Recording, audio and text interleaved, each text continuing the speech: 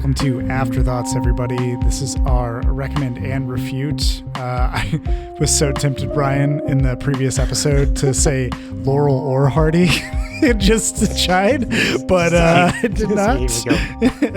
There was already enough moments seized on.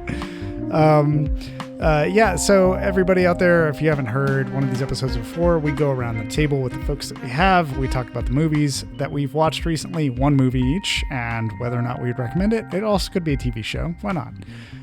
So I'm your host, John Garcia. Joining me tonight is Ryan King. Names.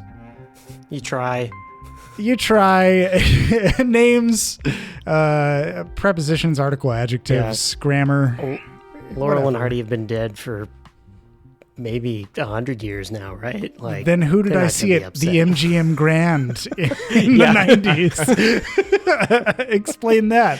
And the Blues Brothers. How did they bring John Belushi back? Also joining us is Michael Dixon. I think this is going to be an interesting episode, given the movies that we're bringing to the table here. We got a wide range of things. Quite a gamut here. All right, well, why don't we jump right in? Ryan, what are you bringing to the table? Some shit I watch with my family. We're back on that train. That sounds like a blog post. Some shit I watch with my family by Ryan King. Yeah. I'm going to talk about The School for Good and Evil. The School for Good and Evil, where the true story behind every great fairy tale begins. The School for Good trains the heroes. The School for Evil, the villains. You're trying to tell me that Snow White and Cinderella and Jack and the Beanstalk were real? Our graduates live the very real events, which become the stories.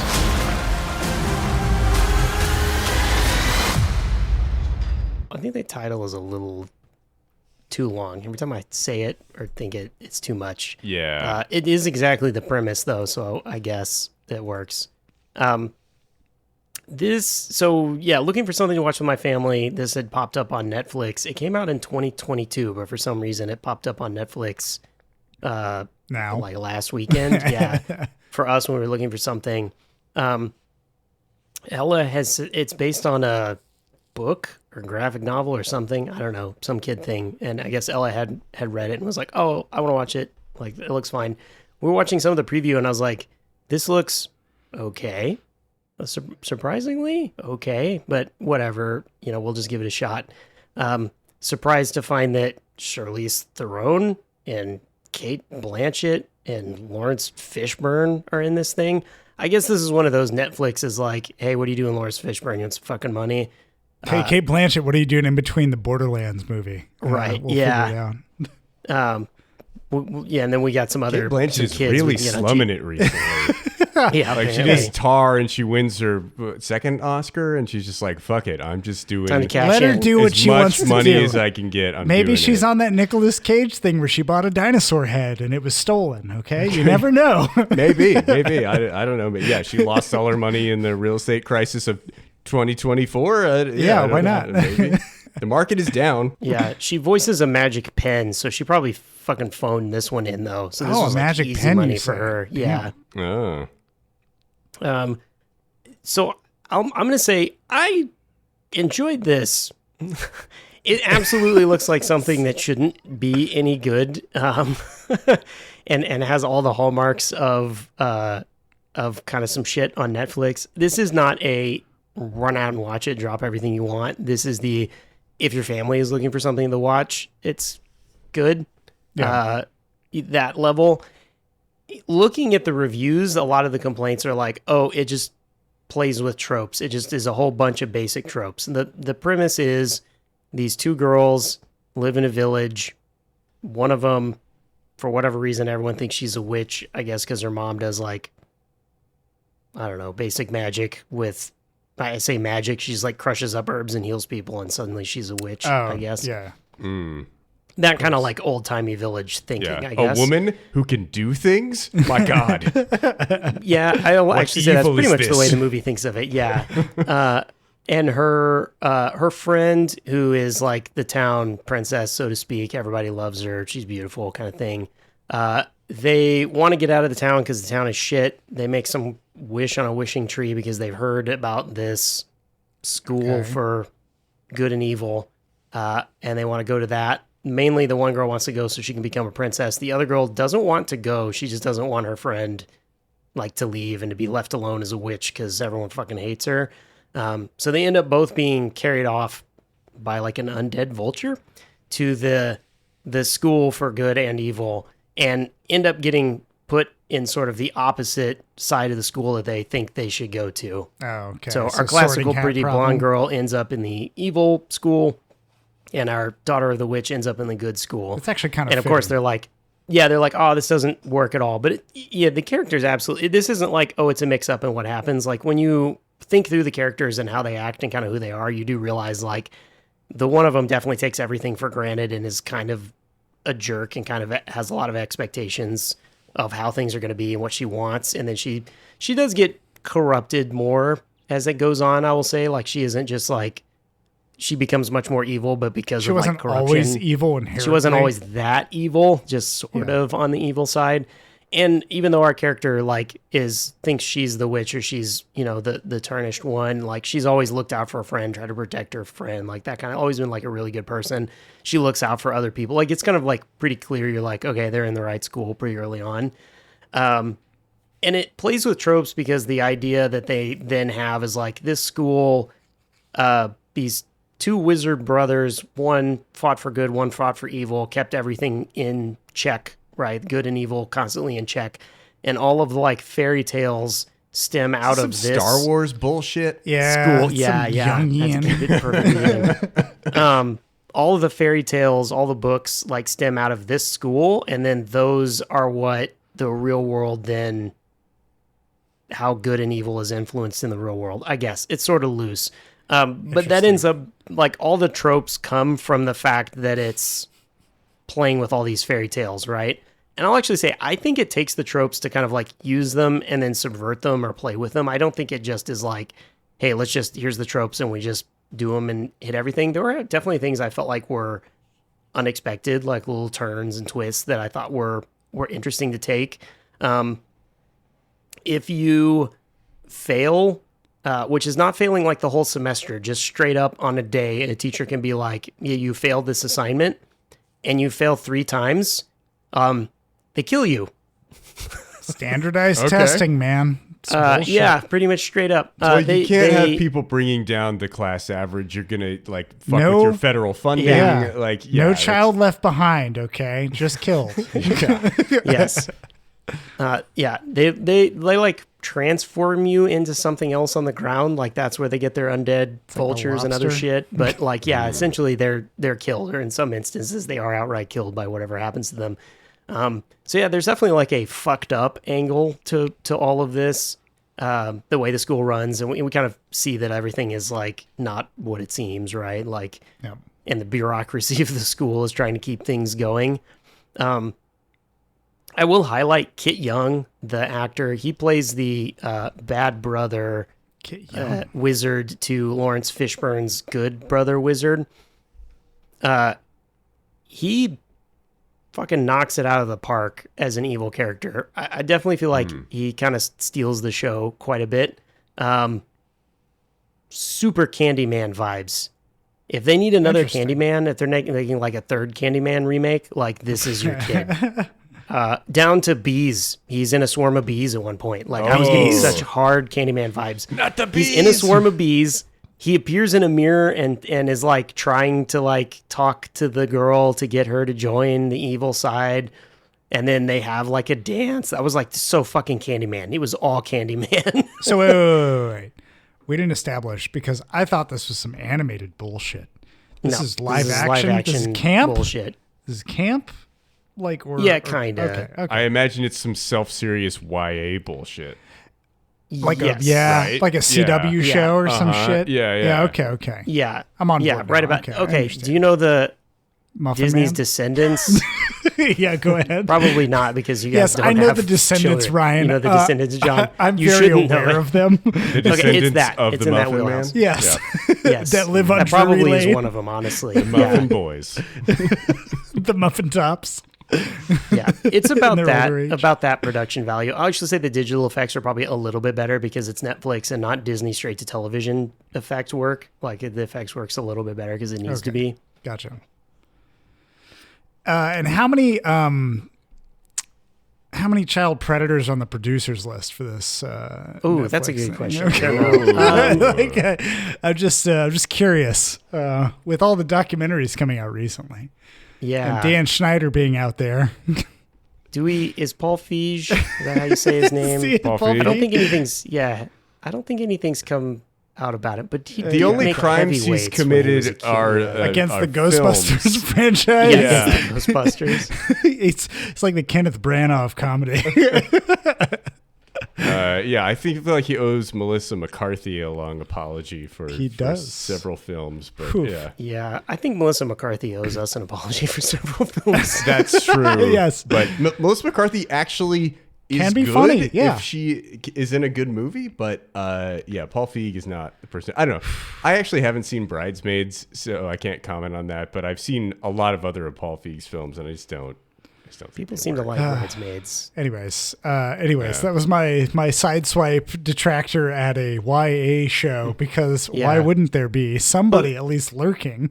Yeah, Yeah. He was a producer on Freaks and Geeks. Paul Feig was? And yes, and made Heavyweights. And there were a lot of child didn't direct actors that that, became though. No, but he was oh no, he was just in it, wasn't he? He wasn't Yeah. that was an It doesn't Apatow. count.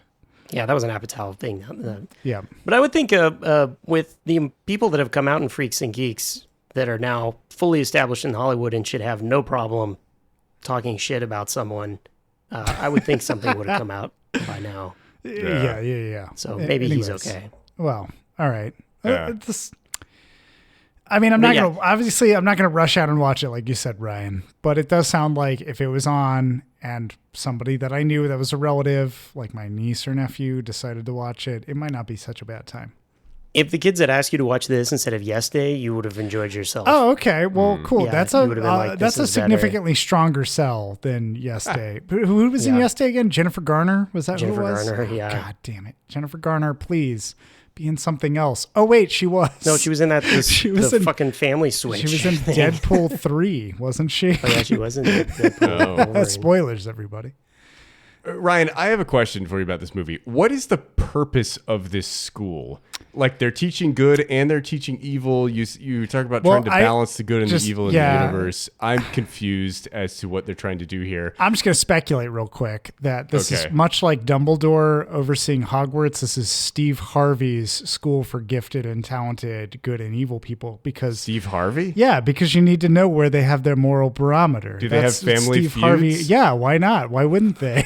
And he turns to the camera when they say something inappropriate and gives that dead-eyed stare. Like, holy shit, I have to do this again. Vagina, Steve. Name something that Abraham Lincoln wrote. Mary Todd? Oh! Yeah, it's a little loose on what that is. I will say though, because things kind of shift around, it's unclear at the end what exactly, because what we're told isn't the reality. So then it's sort of like, okay, well maybe what they told us, it doesn't necessarily make sense, but it doesn't matter because that wasn't really what was going on anyway. But what Lawrence Fishburne tells us is that he and his brother Wizard It's created that we this don't know school. when they destroyed the sky. All we know is that we've been Right, fighting yes. ever since. Exactly.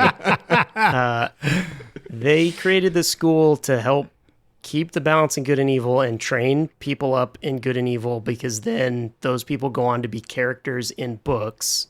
Because those books And reinforce moral. Then those books reinforce moral archetypes. code. Oh. Yeah, and archetypes. Wait, I'm so- not sure why evil that's plays in this so game. Like weird. that's the part that's Is there an unclear. entire society of people that don't exist in the real world, that exist in the fantasy world, creating characters Yes. for books? But like, I would imagine only like the most successful of them become Wait. characters in stories, right? And so you have this Yes. massive society of entities that are never actually appearing in fictional stories. They're just like a support network for the best and brightest the bureaucrats? of them. Well, Right. Or, no, even Behind just the like scenes. a baker or a plumber in this Right. world that just exists so this society can function, so that some people might end up in a Harry Potter story one day. Maybe Is Jack be nimble. Is that what's happening here?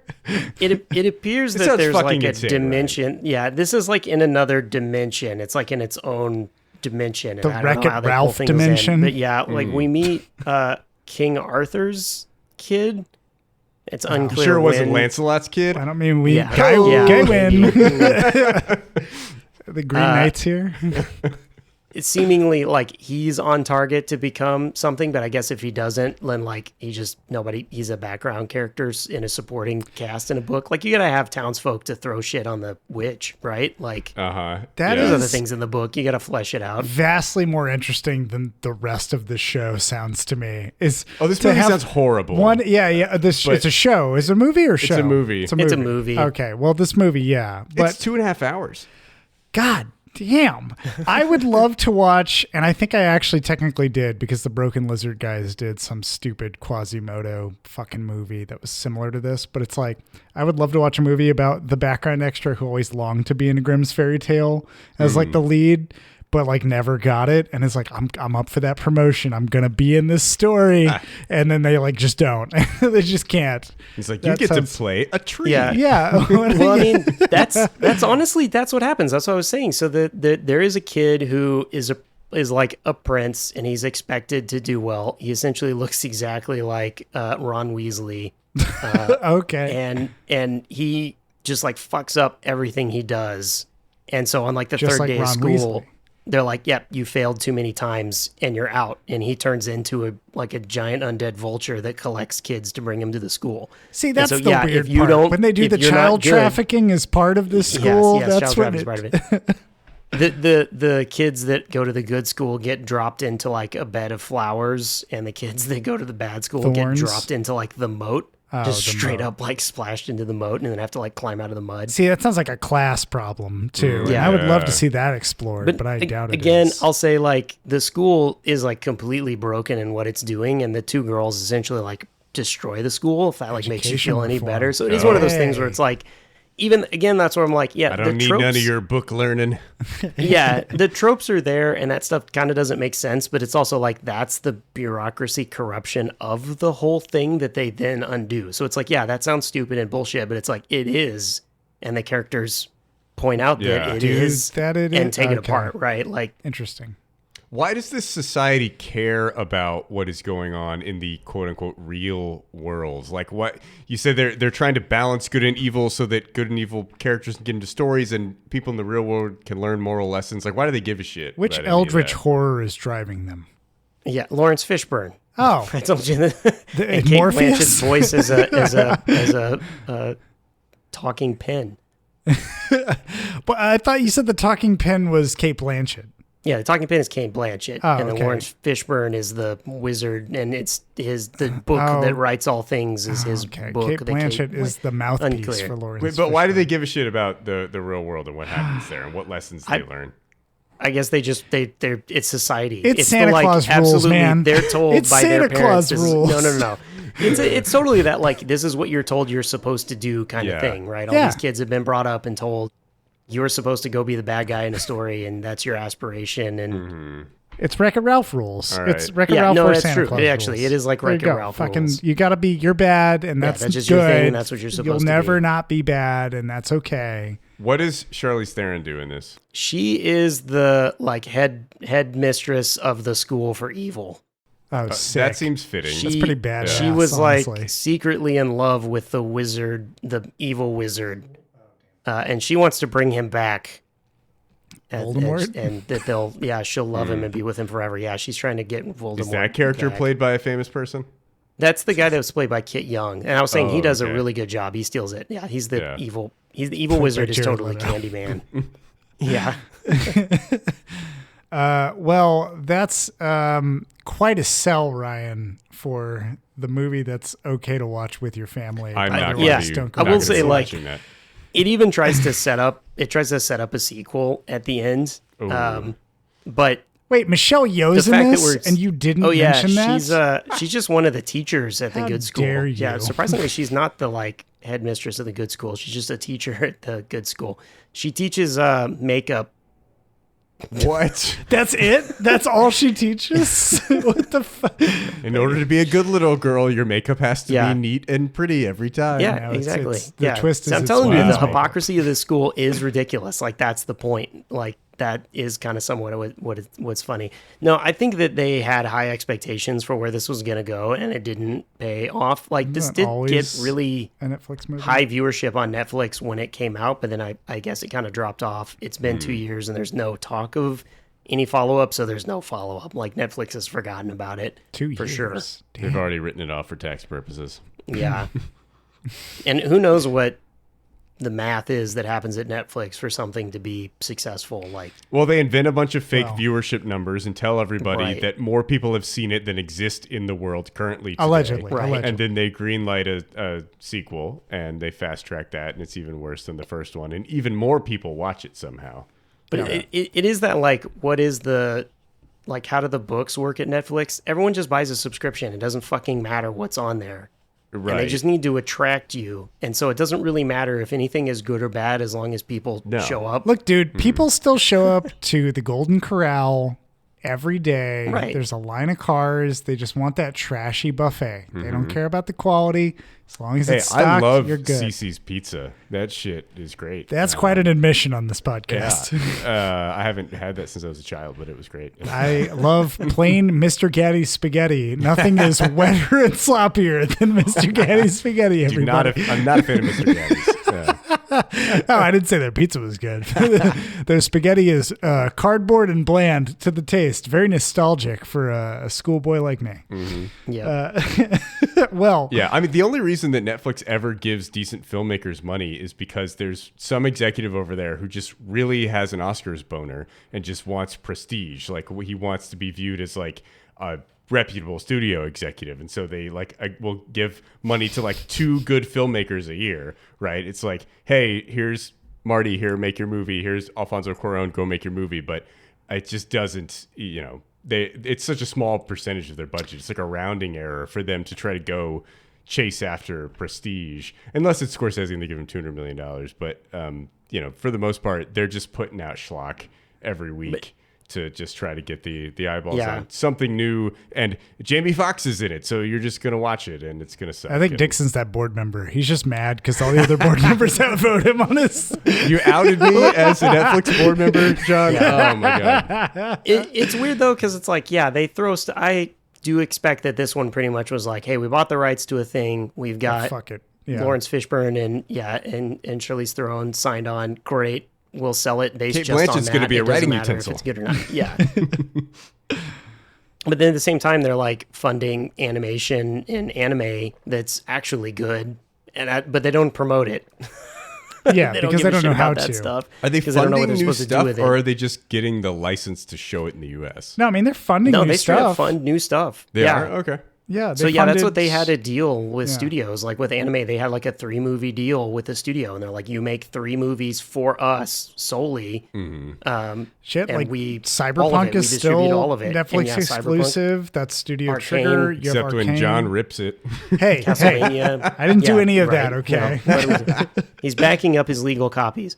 100% true. yeah. I paid for Castlevania Netflix. Okay. is made by them, right? That was again like they Yeah. paid for that, and those are like excellent, like unbelievably excellent. They don't really promote them or seem to get much of a crap about Yeah. them, and which is even more baffling is like, well, why the fuck did you fund it other than to say, hey, come check this thing out? And if it's a good thing, why aren't you pushing it? Yeah, it's just like, no, I will say, they Whenever understand- Netflix funds like a good movie, there's always on Twitter, all these film critics are like, whatever movie that Netflix put out on their service exclusively, it's out today, and I can't fucking find it. It's like it's not in their Right, top it's always 10. buried. It's not promoted Disappeared, anywhere. yeah. The only way I can find it is if I know the title and can go search it, but like it doesn't come up any other way. And it's like, why did you make this original content if you're not going to promote it? It's so weird. Like, I don't know what they're I think doing. they over there. want it to make memes.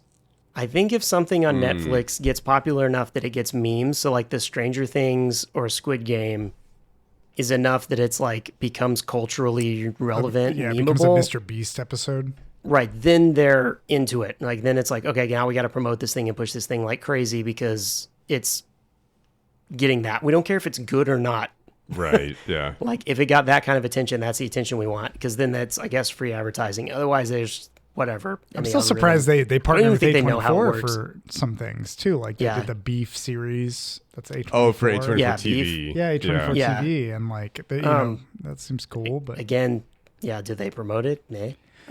it is like the only Netflix show that Sasha woke me up in the middle of the night to tell me was impactful to her, and I was Oh. like, "Oh, It that's is. a It was fucking fucking excellent. wild Yeah. statement." No, it's excellent. I will say that, like, I Love do Steven think Yeun. that, yeah, as far as the algorithm at Netflix is concerned, I suspect, John, back me up, technology-wise, they have no fucking clue how that works anymore. Oh yeah, I don't think not at I all. don't think Google knows how YouTube works anymore either. They get one developer to walk in and like make a slight adjustment to tip the scales because they want something to have favor, but they don't know what the fucking ripple and then effect would be. 1,000 other things get fucked up. Yes, right. exactly. And then they just hack some code on top of it, and it just keep going. Anyone that originally built it is long since gone. Some Russian contractors were in there for some reason, one Yes. quarter, and they can't read that part of the code anymore. Yeah, they'll never know. Google knows how YouTube works only in that they have worked very hard to make sure that you will never be like suggested a video that voices political views that are outside of the very narrow mainstream. That's correct. That's correct. It's the only part of the algorithm they understand. They YouTube. know worked that hard within on the that. first Yeah. minute, if Yeah. anybody swears, it's bad. So our podcast is obviously on the lower end of the recommends. We're getting demonetized over here. Yeah. Well, anyways, so you're recommending this movie. Yeah, Not recommend it. wholeheartedly, but you're recommending it. Yeah, I think it's a good 2 hours for a family. It's fine. Okay. Sweet. 2.5 hours for a family. 2.5 right? hours. Come Yeah, on. Watch it didn't Hundreds seem of like it was Beavers that instead. long. Watch Hundreds of Beavers to your family. All right. Well, Dixon, what did you watch recently? Yeah, I watched a John Garcia exclusive Oh, you have This it here first, past everybody. week. Yeah. My God. So John invited me over with another friend of his last week, and he was like, I have this crazy idea. I want to recut Hateful Eight according to Quentin Tarantino's Okay. like original vision, with the overture at the front and the intermission timed exactly the way it was supposed to be, because like most theaters didn't do those things when they showed it. Yep. And he was like, also, I want to show it in black and white. And I was like, okay.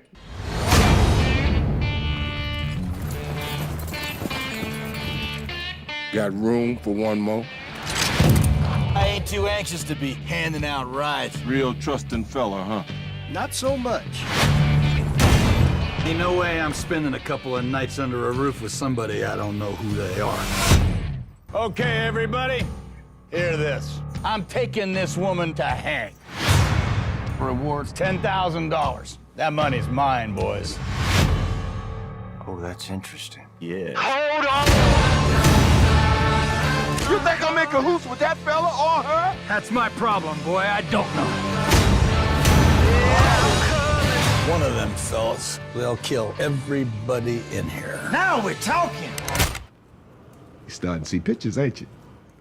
So we hung out here at John's place and drank some Chattanooga bourbon and watched The Hateful Eight in black and white. And it was a cool experience. So I saw it when it came out in theaters. Saw it with my dad, which was kind of weird with the whole Sam Jackson dick sucking scene, which was like the one thing that I remembered from Hateful Eight. It's like, that scene is so fucking awesome. Yeah. I don't remember what format we saw it in. It was like some sort of premium format, but it wasn't on film. It wasn't IMAX. It was some sort of like XD or something like a bigger screen, better speakers. But yeah, when it came out, I remember thinking like, oh, cool, there's this Western shot in 70 millimeter. It's going to be cool to see like these expansive vistas and all this stuff in 70 millimeter. And then the whole thing is shot inside a goddamn cabin. Like, Yeah. why did we do this in 70 millimeter? Like, that's cool that you were able to do that, but I'm missing the purpose of Because this, we I think. could. Yeah, exactly, because Quentin Tarantino could afford it. Yeah, so John decided to put it in black and white, and I will let you expound on your reasons for doing so. But I thought it was really interesting to see it that way because it is a snow western, and the exterior shots are very white, and then interior in the cabin it's fairly dark, but then also there's like weird, like abnormal film noir-ish exterior, like studio lighting on these scenes that are inside. Like that light doesn't make any sense. I don't know where it would be coming from, but it creates this really cool contrast. And so the black and white definitely pops off the page. So John, I'm sure if you told Quentin Tarantino that you made his movie better, he would be very receptive to that. And yeah, I'm sure that he would not yell at me no, or he would say probably be anything like, oh man, mean. I got to release this in 4K now and have a black and white cut. Yeah. Why wouldn't he? Because George Miller's done it, and we've seen a lot of other directors release a black and white cut of their films. There's even, like The Mist even has its own black and white because that seemed to be good. Yeah, like this idea has been with me for years.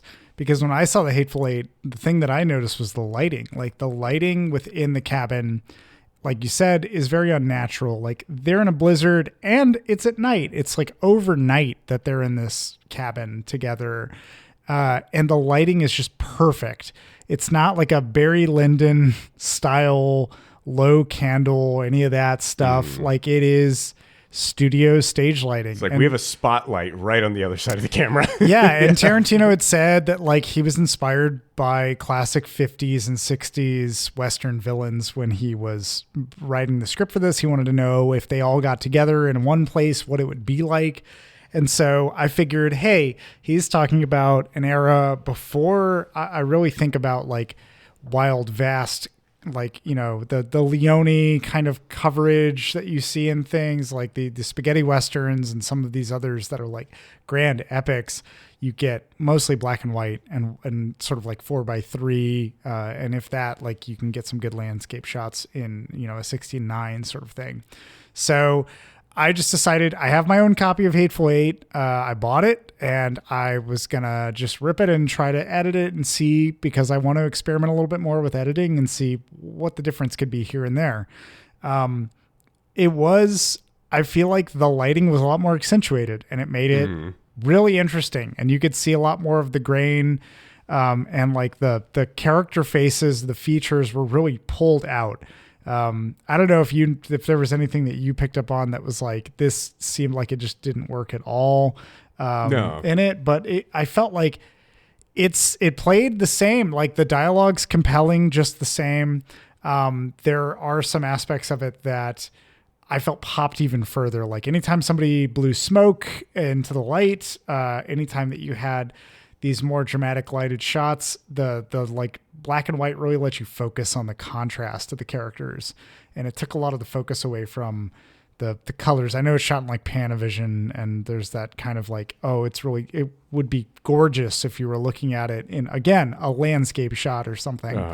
But considering it's in one place, I thought that it served its purpose in black and white. It did a really interesting thing, and it's not something that the artist intends. Usually when you get something like The Lighthouse, you have, Eggers shot that using a specific lens and camera to achieve that black and white. Next week, John's going to colorize The Lighthouse. That's right. I am the new Ted Turner of this podcast, and I will colorize The Lighthouse. I've seen the colorized photos of that, and because they had to use high red, Robert Pattinson looks like Mario. Oh my. He's got like just a red hat and suspenders and stuff. It's great.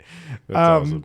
But yeah, so anyways, I wanted to share that moment. I wanted to share that kind of experience with you, Dixon, because I figured you might be able to pick up on something too. Like we've talked about like the difference between black and white and color films. We've talked about kind of the contrast and lighting, and it's a movie that we both hadn't seen since it released. And I figured, hey, that might be cool. So yeah, it was cool. Why I did it. Yeah, and like I'm a sucker for good black and white cinematography. Like I don't know why. I just feel like movies that are shot in black and white, like from the studio era, 50s and 60s, like for the most part look better than movies of that time that were shot in color. It's not always the case. There are some brilliant Technicolor films from the 40s to the 60s that look really great, but I don't know, there's just something about black and white cinematography that gets me. I watched another movie this past week called The Tarnished Angels from the 50s with Rock Hudson, directed by Douglas Sirk, and it's like I was like, this cinematography is just great, and it's like it's just in black and white and shot like a normal studio film, but it just makes it like pop off the screen so much differently. And I think that was really the case here with the Hateful Eight in black and white. It just looked really good. So I know that listeners at home can't watch it this way, but John will pirate you a copy if you reach out to him on our Discord. Join our Discord, and that's one of the benefits. And you may or may not receive a pirated copy, allegedly, of what is the Hateful Eight black and white. I can at least provide guided instructions on how I did it. Oh, there you go. Because that is interesting, and it provides a good academic kind of assessment. My next goal is Django Unchained done in an Italian Western style film stock. So love that. We'll see how that goes if I do achieve it. You're going to redub all of it? Yeah, I'll redub all of it too. Tower Babel style. Hey, why not? Oh, Let's that's do great. it. Can I be Christoph Waltz? Yeah, why not? Who wants to say the N-word? Hands raised. Oh, God. Yeah, I don't know if I want to be the DiCaprio character. That would be fun. We'll hire an unknown. We'll hire an unknown. Yeah. Or put their name This is like going to be John one of those Doe 6 in the muskets credits. are loaded. Who knows who The fires? science of phrenology tells us. Oh, wait, dude, you Brockmeyer. Just Leo. I'll do Brockmeyer as Candy, or whatever. Something Candy. Yeah. Anyway, it was a really cool experience in black and white, and also seeing it with the intermission was nice to like kind of add that break in. And the intermission is right after the Sam Jackson monologue, which is just like such a great point in the movie to have a break and be like, "Oh my God, what the fuck?" And like, go take a piss and come back. But yeah, I mean, the movie in general, like, you know, if you're watching the movie on, you know, if you're watching the episodic version on Netflix or the theatrical cut that you can find online, it's like, it's really well done. I think it's an interesting exercise where Tarantino seems to be kind of doing a Leone type of thing, but instead of building tension through like mean stares and music and camera angles, he is building tension through dialogue. And you know, it's almost like, it feels like highly concentrated Tarantino, where he's writing that juicy, weird dialogue that he likes to write, and he's doing a Western, and he's doing his, like, it feels like all of those elements kind of coming together, and it almost feels like the most Tarantino movie to me. It's not my favorite of his. I think of his Westerns, I do prefer Django, but I still like Hateful Eight a lot. Once Upon a Time in Hollywood is definitely my favorite of his, but yeah, I think it's a really fun movie, and it's just like you're on the edge of your seat the whole time as this thing is building, and these characters you're learning a little bit more about them as everything happens, and it just unfolds in a really nice, satisfying way. And I think, like, you know, John, you mentioned that he wanted to do, you know, what if all the bad guys in a Western were together, and the movie treats its characters that way, right? Yeah. Like, you're not rooting for anybody. Everybody's a shithead, and you are kind of almost relieved by the carnage at the end. You know, it's these people are all getting what they deserve, and these people all suck. And it's a fun movie, even if you can't watch it in the experimental way that John and I did. You know, watching it in the ways that it's currently available online or on Blu-ray, you're still gonna have a good time. So yeah. I second that. I would recommend it as well. Ryan? I watched the Hateful Eight just once, but I really fucking rather enjoyed it. Yeah. I kind of feel like Tarantino, honestly, has kind of just only gotten better. Like it to me, it still does feel like a bit disappointing that he is fully intent on just making one more movie and being done. But didn't if that's he what he stop wants, that's making what he The wants. Critic I mean, because he felt like he didn't want it to be his last movie, so he just shut down production he just killed in the it. middle He of just it? killed it entirely. God, but it's like, you could have made that and then made whatever your last movie was. Like, it didn't stop Miyazaki from keep making movies. After Can't he he said just wasn't gonna sell make the movies? script to somebody else and let them fuck it up? I mean, Also, we he's saw True already made Romance. 10 movies. Kill Bill is 2 movies. It's the stupidest fucking shit. Like, oh no, it's only 1 movie. It's like, you release them in separate years as separate movies. That's like, because he couldn't get away with releasing it all as one, Dixon. Come on. My God, it's horse Scorsese shit. got the chance to do The Irishman, but he totally would have done a 2-parter if he had to. I bet he would have. Nope. Ridiculous. He would have done The Irish and then The Man. Ryan, Are you saying that basically every movie of Tarantino's has gotten better? Are there exceptions to that? Like, are there early ones that you really love or late ones that you don't like as much? I mean, Pulp Fiction is a standout, and I think it dips a little bit just because of how good that one was. But I think that I'm like, from Inglourious Bastards, I feel like was a real big step up. I don't know why. It just feels that way. There was a real big step up. And I kind of think since then it's been, it's real hits. And I do think that, like, I don't know, Once Upon a Time in Hollywood is one of the few movies where I've walked out of the theater and been like, I need to see that again, and I need to talk to people about this movie constantly. Yeah. Yep. Like, it just was that exciting and awesome to watch and rewatch. At some point, the way that John pressured me to finally do silence on this podcast, we're going to pressure John to finally pick Once Upon a Time in Hollywood. Someday you'll get me. I don't feel like it's that much pressure. Well, John keeps not picking. I'm like, John, this is like one of your favorite movies that you say has like changed the way you think about cinema. I love it, like, and I always, you need to pick the. I'm not going to pick the movie. You need to pick the movie. It's the time will be right when I need to pick it. And I did just listen to a news article about a cult in Kenya. So, I mean, it kind of lines up with Charlie Manson. I don't know. Okay. We'll see. Helter Skelter. Why not? I actually think Pulp Fiction is Tarantino's worst movie. And I know that's a sacrilegious thing to say, but I actually don't think it's very good. I think he's done a lot of much better work than Pulp Fiction. Like, I think Reservoir Dogs is better, or Once Upon a Time in Hollywood. Both his Westerns, I think, are better. When's the last time you watched Pulp Fiction? It's been a few years. But I feel like the innovation is just in moving the scenes around, and I don't think that's very interesting at the end of the day. Like, I feel like if you just played the scenes in the order of the things that happened, you'd be like, I don't know, whatever, that was fine. And that's kind of how I've always felt about it. Like, I don't know, it's fine. I don't have any problems with it. I feel like it's just an excuse to write dialogue, and I don't think the plot's very interesting. I don't care about the characters. So, yeah, I don't know. I don't think it is this massive innovative change to cinema that everybody seems to think it is this massively, this massively innovative film. I don't know. I'm interested to watch it again and see, but I don't know. It has been a minute since I've seen it. I really enjoyed Kill Bill and really, really, really look forward to Kill Bill 2 when it came out and enjoyed it. Yep. And then, I think then from like, his segment on the Grindhouse is the good segment, honestly. Yeah. And yes. his Death Proof, really fucking enjoyable every time I've gone back to it.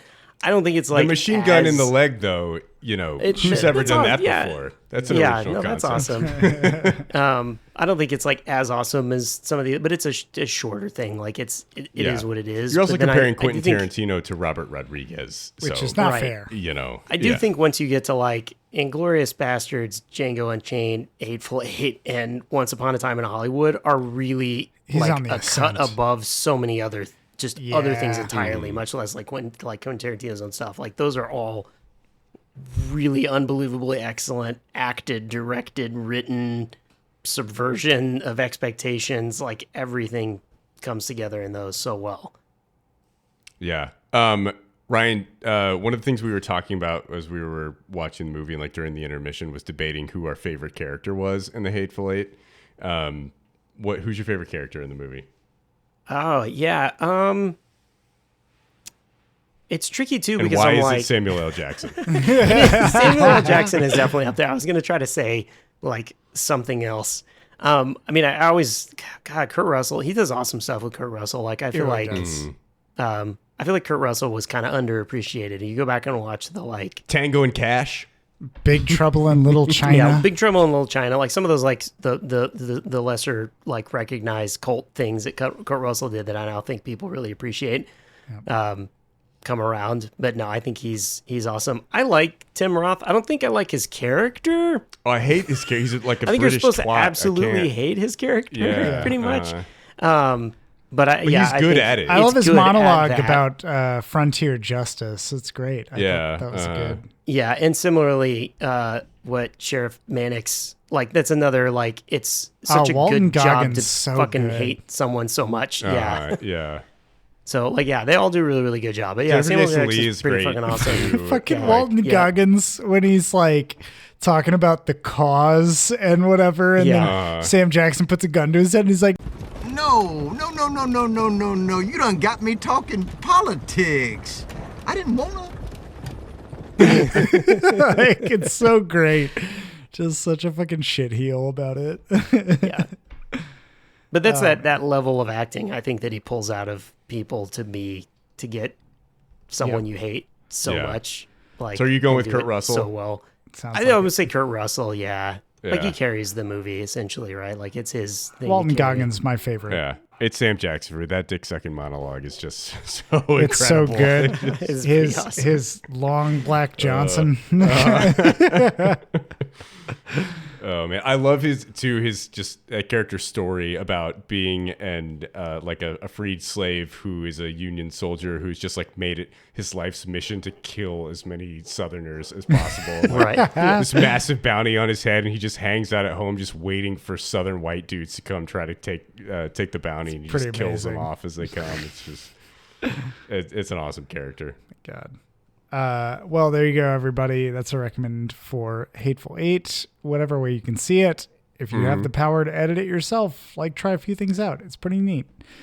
But yeah, cool. Thanks, Dixon. I will carry us to the conclusion with I'm still on the fence about it. Really, I don't think I want to talk about Wild Hogs, guys. I know we talked about it before.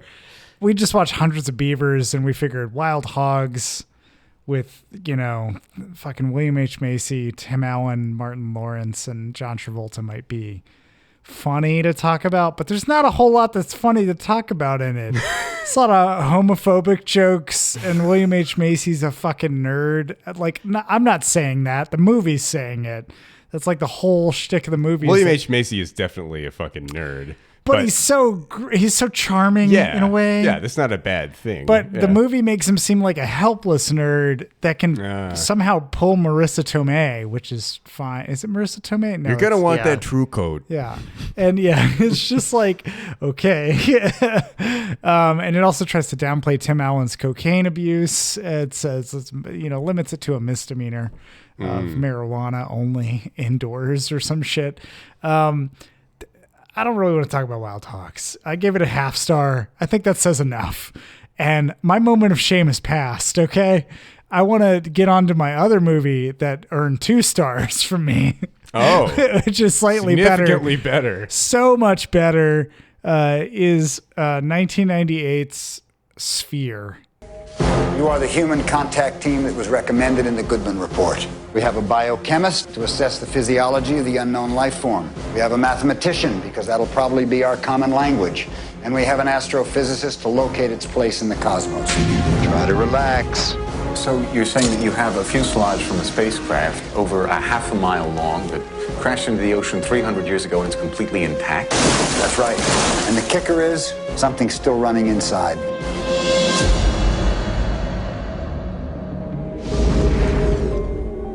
In the 8,000 years of recorded history, this is a first.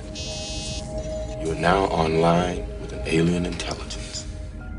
Its name is Jerry?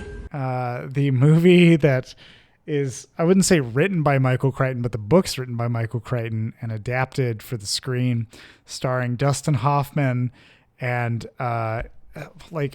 Samuel L. Jackson again. Sam Jackson is back, everybody. Sharon Stone. Sharon Stone's in it. It's got a stacked cast, honestly. Liev Schreiber, Queen Latifah. Queen Latifah's in this? Wow. Oh, man. Huey Lewis, but not the news. Yeah, just Huey Lewis for whatever reason. And he's a helicopter pilot. How about that, folks? Hey.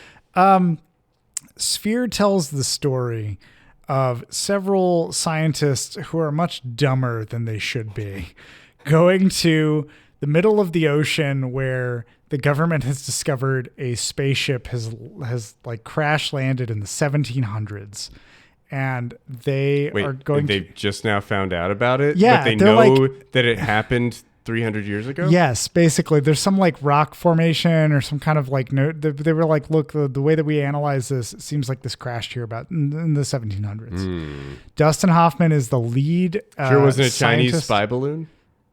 As far as I know, it wasn't. It also did not have a child on board, despite the balloon getting away. Okay. He was in the attic, Dustin Hoffman's attic, allegedly. Dustin Hoffman is the lead scientist on this expedition, which you would think in like a lot of the critic reviews for this pan it as being bad B schlock, and I feel like there's more to it than that, but I get where they were coming from. Sasha and I both decided to watch it because I said on a whim, I don't know if I had a stroke or what. I just decided hey, that movie Sphere, I remember watching that and thinking that there's something to this. Maybe as a kid, I didn't understand it, but as an adult, I could grasp it better. Hey, Sasha, you like geometry? Yeah. Hey, what do you think about spheres and stuff? I've been thinking a lot about rectangular prisms and maybe some like conal shapes. She was like, yeah, sure. Fuck it. Let's watch this. We watched the first hour of it, and it's great. The first hour of this movie has such a great build, except for Dustin Hoffman, who at times, like, it's not his fault. It's the script's fault. Okay. He immediately, this government like assembly kind of, these military heads in the military industrial complex, they pull together Dustin Hoffman and Sharon Stone and Sam Jackson and some other people. And they try to kill JFK? Yeah, and they try the magic bullet. There's no way that a spaceship could have passed through this particular portion of the Marianas Trench in the 1700s and then went on to hit this other part of a different trench. The two spaceship theory. Yes. You got the right ho-ho, but the wrong ta-ta. So he's like, all right, I've been called in. I called this crew together because Dustin Hoffman during like the Clinton administration or maybe the Bush administration was asked to write like an alien defense force proposition for how they would pull if there was ever an alien craft detected, what would the government do? And lie to the American public. Yeah, and there's a whole scene where he pulls Sam Jackson aside and he's like, hey, and this is like, I'm going to try to act as best as Dustin Hoffman did here, just to give you the impression of how it happened. Okay. So Dixon, you're Sam Jackson and I'm Dustin Hoffman. Motherfucker. Okay, yeah, exactly. Get in that mindset. All right. And I pull you aside. You're a mathematician and I'm a psychologist. We've both been pulled to the bottom of the ocean to investigate the spaceship. And I pull you off to the side for a little sidebar here. And I go,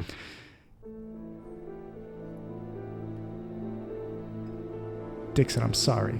You know, when we got pulled down here, it's because I wrote a proposal because I didn't think that anybody would actually bring, like, there would never be aliens. I didn't think that was a thing. So I just kind of and I just wrote names. Like anybody I thought about, that's what I wrote it on this report. I just wrote it down and the government took it and they said, okay. And that's why you're here. So I'm sorry about that. Motherfucker, what? Yeah, that's exactly what Sam Jackson says. That's exactly, and that's what Dustin Hoffman delivers it like. He literally is like, I just thought they were fucking stupid. And I wrote this dumb report and said, yeah, maybe we get a mathematician, maybe we get a biochemist, maybe we get a psychologist. Fuck it. Whatever. And that's how we're introduced to like the hero of the story, which is Dustin Hoffman. And so it's like immediately him being like, hey, I fucking lied to the government and I thought they were full of shit. And now we're all getting sucked into this. It is a weird scene to establish. There's no mystery to it. I would think you would save that for third act for somebody to be incredulous at that kind of admission that like you arbitrarily brought us down here. What the fuck? But instead Sam Jackson is like, motherfucker, you know what? We've been through a lot. You guy. All right, I'll go with you. And that's where it just kind of goes off the rails. Like there's a lot of cool pieces they start building on where they're like, oh, the spaceship, it's for some reason it has English and Spanish inside of it. Could it be American? Like where is it from? What's the timeline?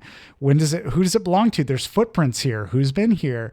And then the sphere itself is like a perfect sphere that everybody talks about. The ship is a sphere? The ship is not a sphere. The ship's like something out of Alien. It's like this weird, like kind of big finned ship that just crashed, but on it is the sphere. And it's this perfect sphere that maybe is mercurial. Nobody knows. and everybody sees himself differently in it. And sometimes it doesn't reflect everybody in the room. It has all these cool mysteries about it. But then the latter half of this movie just devolves into, it's a monster movie, basically. It's not that the sphere is the monster, but just like, is humanity the monster? Who could be the monster? Who knows? And towards the end of it, there's so much paranoia, but it's not built the right way. The tension's not built the right way. Sam Jackson's character becomes detached and very aloof, and it's not really explained why. None of it is justified. So the latter half of the movie falls apart, unfortunately, under the weight of its own initial premise. Has cool concepts. The Michael Crichton's on record saying the reason he wrote Spheres, he thought it would be cool if, like, what if humanity encountered something, not a being, but something that taps into a different dimension that we don't understand? And what could that actually wreak havoc on within the dimensions we understand as human beings? That's a cool sci-fi premise, but the movie itself, the latter hour of it is predictable. I will say the one thing it has going for it is the production value. Everything about this has so much money sunk into it that it's pretty impressive to see. Like, they're underwater. The like underwater suits are great. They have practical effects for some of the monsters and things that come into being. There's really cool sequences, but at a certain point, like, it flips a switch and you just don't relate to the characters anymore. Like, Ryan, if you watch it, you'll be pissed off at the logic, the decisions that the characters start making. I already know. You'll be like, why the fuck would you're not, that's not at all your character. So that's where it kind of goes wrong. By the end of it, I was like, I would watch it again in several years just to, like, see how cool it was and be disappointed again. But it's not one of those movies where, like, that was a fun thrill ride. It's just, I think that the way that I came about finding it is the exact way I would find it again. When I just go, oh, Sphere, maybe I changed on it. Maybe not. It's that kind of weird amnesiac movie where you're like, I don't know if that was good or not. And then you go back and you're like, it wasn't.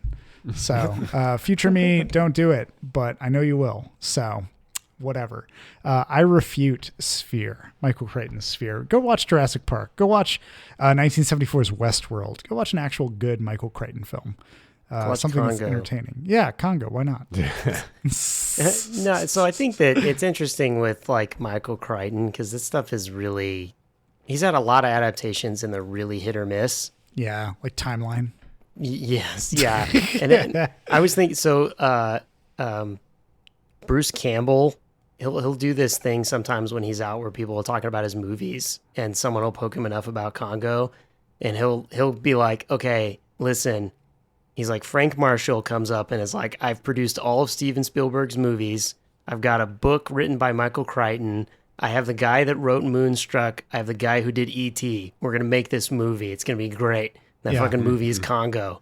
And they're like, Sphere's like the same thing, right? Yeah. There's these movies where it's like, at the time it was like, oh, we have a Michael Crichton thing. We can do no wrong. Jurassic Park was like the biggest fucking thing, right? And we're going to hit. And then it's like, we don't know what to do with it or how to make it. And honestly, Jurassic Park's like a good example of, like, you could really easily fuck that up. Oh, yeah. Like, it doesn't sound exactly like it should work. Have you on seen paper. Jurassic World? Dear God.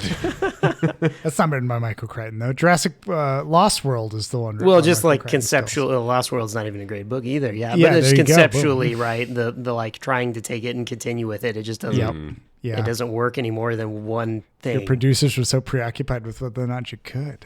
You never thought if you should. Schlock finds a way. Schlock finds a way. How does Sam Jackson gruesomely die in this movie?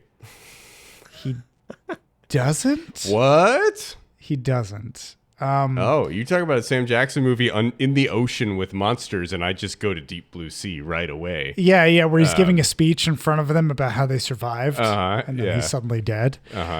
Instead, there's bits of this. Ryan, do you care about spoilers? Does anybody out there care about spoilers? I already for this know. Fucking movie. Yeah, I already know. No one cares. Sam Jackson goes in the sphere. Oh, he goes in the sphere. How does he do it when nobody can see? Does he fuck the sphere? Owen Wilson. He does not fuck the sphere technically, but mentally maybe he does, I guess. Okay. And then after that, the sphere starts producing things from your subconscious. So the sphere in concept is a terrible, like a horrible story, like a very frightening story, especially given in today's society where we all have anxiety about shit. This is like something that can manifest any of your fears. So it starts manifesting giant squids because Sam Jackson is terrified of 20,000 Leagues Under the Sea. And he was like, I could never make it past page 76 in that book. And he starts manifesting copies of that book on the ship without thinking about it. And he doesn't pay attention to that. But everybody else sees these fucking constant copies of 20,000 Leagues Under the Sea. Are the copies blank after page 76? Yes, they are. Exactly. And it's that kind of like, what the fuck? What this bullshit thing? And Dustin Hoffman being like, oh my God, I can't believe you do that. I'm like, whatever. And then Dustin Hoffman starts manifesting. I'm reading shit. here. He's like, oh fuck. Yeah. It's so it has those bits where you're like, Sam Jackson, what are you doing? Do you know that you're killing people and or leading this ship to have problems? And no, he just kind of plays it like a naive child. He's just very happy all the time. Just fucking doesn't sound like a constantly. Sam Jackson role. It's a very strange Sam Jackson role. The first like 30 minutes to an hour, he's like, motherfucker. And then the latter half of it, he's just like jovial all the time in a very detached, unsettling Sam Jackson way. I have had it with these motherfucking squids on this motherfucking spaceship. These Monday to Friday squids. But yeah. So anyway, Sphere concept-wise, cool. Execution-wise, not cool. And then Michael Crichton, concept-wise, cool up to a certain decade. And then not cool after when he tries to disprove global warming with State of Fear, which I think I've talked about before. So, yeah, Michael Crichton, I got my problems with him. He's dead. It doesn't matter. Yeah, but, fuck him. Yeah, whatever. You still going to watch Sphere, Ryan? I mean... Okay. Next it's on my movie list night. of like, it's on my list of things to like go back and check out at some point because it's like it's a staple or colossal something. failure. I watched Just like Congo Event in the Horizon. theater, so Oh, I've wow, already seen that. Was there a Werner Herzog trailer at the beginning of that one too? Congo that I embarrassed myself. The man, he lived with the gorillas. The gorilla man. Yeah. Harambe. And all of them, for some reason, their dicks were out for Harambe. Oh, God. Anyways, so I wouldn't recommend Sphere. And I think with that, unless there's any other commentary, we can call this episode to a close. So we have a recommend for the School of Good and Evil. Of Good and Evil. Is that what it is? Is it the School for Good and Evil? I can never remember what. School of, School for. I'm fine. Whatever. School around for Good and Evil. The School for Good and Evil. We have a recommend for that. If your family's going to put it on, it's a pretty good time. Sure. And then we have a recommend for the Hateful Eight in any way that you can watch it. But black and white's pretty cool if you can manage it somehow. Mm-hmm. And then we join our Discord, and John will illegally send you a copy. That is all alleged. I will send you the instructions on how to edit your own copy. And then we have a refute for Michael Crichton's Sphere, which I will illegally pirate for you into black and white. Wait a minute. How did I get into this? I'm not doing that. So with that, we will draw this episode to a close. I've been your host, John Garcia. With me, as always, Ryan King. I want to go revisit these like horrible 90s bombs that I missed out on. Like I just have a soft spot for it. We'll see how soft that spot is after you've seen them, and then you'll be like, yeah. That was I don't know. Sexual, I don't think. I remember Congo. Very sexual. Yeah. I remember Congo fondly for being horrible. And having a Taco Bell tie-in, I think that's what I remember. Just like that in Demolition Man. Yeah. And our other co-host, Michael Dixon. Thanks for putting up with whatever the fuck this was. This is a real shit show.